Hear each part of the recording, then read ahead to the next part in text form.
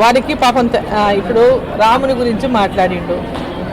ఆయన కుసంస్కారం అక్కడనే బయటపడుతుంది. ఆయనకున్నటువంటి సంస్కారహీనుడు అనేటటువంటిది అక్కడనే సగం బయటపడింది.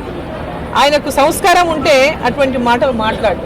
సంస్కారహీనుడు కాబట్టే రాజకీయాల్లో విలువలు లేనటువంటి మాటలు మాట్లాడేటటువంటి వాళ్ళు ఈరోజు ఆయన దానికి నిదర్శనం నిన్న ఆయన మాట్లాడినటువంటి మాటలు. ప్రతిపక్షంగా ఈరోజు ఎదుర్కొనలేక, భారతీయ జనతా పార్టీని ఎదుర్కొనలేక ఈరోజు ఏదో ఆరోపణలు చేసి బట్టగాల్చి మీదేస్తే నన్ను గుర్తిస్తారు ఈ పాలమూరులో అనేటటువంటి ఒక ఆలోచనతో ఆయన మాట్లాడుతున్నటువంటి మాటలకు నిజంగా నేను నవ్వుకుంటున్నా అని చెప్పాలి. నవ్వుకుంటున్నా. ఆయనకు ఎంత దిగజారిపోయిందంటే పాపం పాలమూరు ప్రజలు ఆయన గుర్తుపట్టరు. పోయిన ఓట్లప్పుడు వచ్చిండు, మళ్ళీ ఇప్పుడు వచ్చిండు. ఆయన కల్వకుర్తి కూడా ఓట్లప్పుడు వచ్చిండు, మళ్ళీ తిరిగి చూడలేదు. సో ఈరోజు ఆయనకి ప్రజల్లో లోపల లేకుండా పోయినటువంటి ఆయన నాకే టికెట్ అని పాపం తిరుగుతున్నట్టున్నాడు. అన్ని నియోజకవర్గాలు ఎమ్మెల్యేలను వేసుకొని తిరుగుతున్నాడు.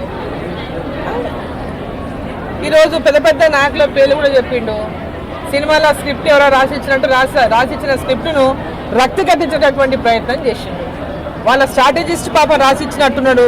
ఏ విధంగా మాట్లాడాలి, నువ్వు ఏ విధంగా మాట్లాడితే నువ్వు షైన్ అవుతావు, ఏ విధంగా నువ్వు మాట్లాడితే నువ్వు ఎక్కువ గుర్తించబడతావు అనేటటువంటి మాట స్ట్రాటజీగా రాసి ఇచ్చినట్టున్నారు. దానికి చక్కగా కథలు లేడు.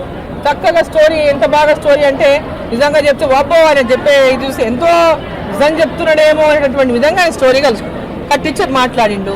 నేను ఒకటే అడుగుతున్నా, ఆయన చెప్పిండు ఎవరో అందరు నాయకులు, పెద్ద పెద్ద నాయకుల పేర్లు కూడా చెప్పిండు.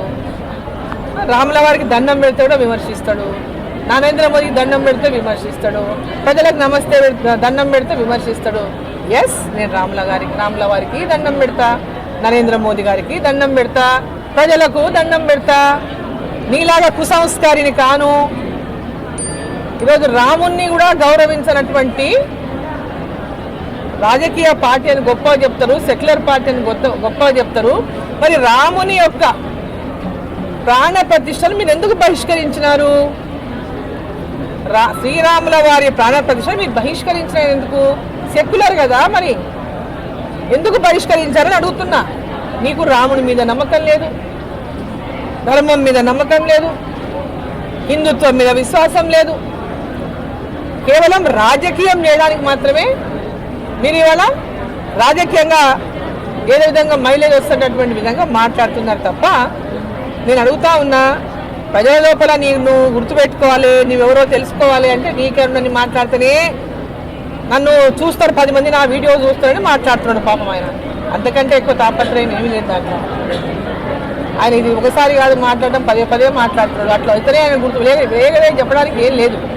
సో నేను అడుగుతున్నా, ఆయన ఎవరెవరో పేర్లు, చాలా పేర్లు చెప్పిండు, రాజకీయ కాంగ్రెస్ పార్టీ పెద్ద నాయకుల పేర్లన్నీ చెప్పిండు. రా, ఏ టెంపుల్ దగ్గరికి వాళ్ళందరూ తీసుకొని వస్తావో తీసుకొని రా, ఎప్పుడు తీసుకొస్తావో చెప్పు, ఏ డేట్కు తీసుకొస్తావో చెప్పు, లేదా నన్ను ఫిక్స్ చేయమంటే నేను డే టు టెంపుల్ నేను ఫిక్స్ చేస్తా, మీ నాయకులందరినీ తీసుకొని రా, అక్కడ వాళ్ళతో ప్రమాణం చేపిస్తావా చేపి, నేను ప్రమాణం చేస్తా చేద్దాం. మరి మీరు అందరు నేను ప్రమాణం చేస్తే రాజకీయ సన్యాసం అనేది నీకు అలవాటు అయిపోయింది, కానీ వాళ్ళందరూ కూడా రాజకీయ సన్యాసం తీసుకొని సిద్ధంగా ఉండాలి.